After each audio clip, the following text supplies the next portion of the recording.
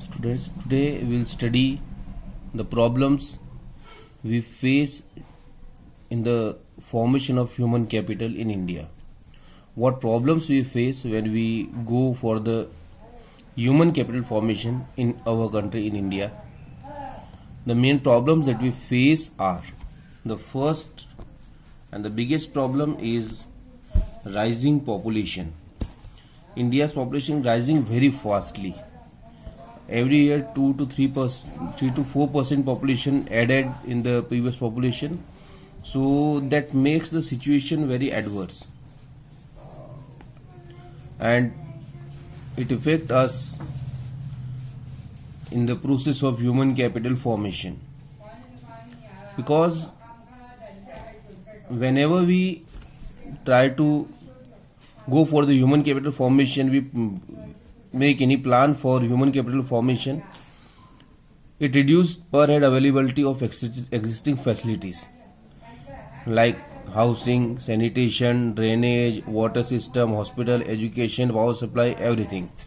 Because on the same house the number of people increases, on the same sanitation, drainage, water system, the number of people increases. So, and that makes the quality of life very low. Then the second problem that we face is brain drain. Brain drain, it means migration of person to the developed countries. That is also a serious threat to the process of human capital formation, because the person who are educated and trained in India, who are born, who are educated and who are trained in India, they go to other countries to work. So their caliber, their administrative, executive, engineering, physician, education related caliber is used by the other countries, not by the India, and they got benefited by this. And in India we don't have good executives, good engineers, good scientists, administrator, physicians, educationists, everything.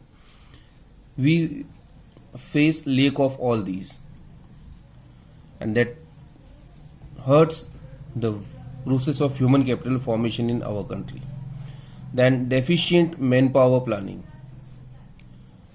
Not enough efforts have been made to maintain the demand supply balance of the ever rising labor force in the country, because the population increasing as the labor supply is increasing, but for that we don't have any demand supply balance plan. Many educated unemployed are added in the population every year. That is purely a wastage of human power and human skills. Then next problem that we face is insufficient on-job training in primary sector. Primary sector, if we talk in particular in agriculture, agriculture is the backbone of Indian economy. Though the contribution of agriculture has come slightly down, but still it can be termed as the backbone of the economy. But we don't have any kind of on-job training program in agricultural sector. The farmers, the agricultural laborers, they are not trained. They do not get any kind of on-job training programs for their work.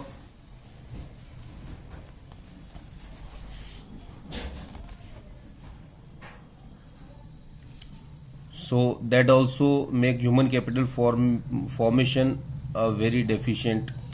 Then the low academic standards. The academic standards in our country are not much. We have been opening many universities unmindful of their academic standards. Consequently, we have a large army of half-baked graduates and the postgraduates who deficient skill only lowers the level of efficiency and productivity. Our graduates, they don't have adequate knowledge, so that half-baked army hurts the process of human capital formation a lot. So we need to get rid of all these problems. Why education is considered as an essential element of human resource development?